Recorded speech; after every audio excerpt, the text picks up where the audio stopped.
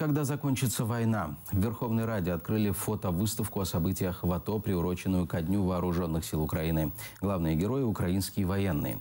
Фотоэкспозиция насчитывает более 150 фоторабот. Среди сотни фотографий уникальные снимки, впервые представленные именно на этой выставке. В кулуарах парламента пока показали 28 фотографий.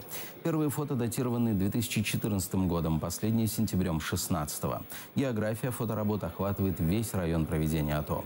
По замыслу эта выставка должна стать напоминанием народным избранникам о том, что война продолжается. Вони повинні теж бачити, що там робиться. От сюди їм не видно, так як ми бачимо. Їм не видно, коли з 1 вересня сказали, що режим тиші, там хтось щось договорився. Ми цього режиму тиші не бачили. Може, ту вишку, тут. Все. Повинні знати, що там не так, як тут. Той, хто був там, він знає, вони їм кажуть. А так це їм буде напоминати, що багато людей страждає.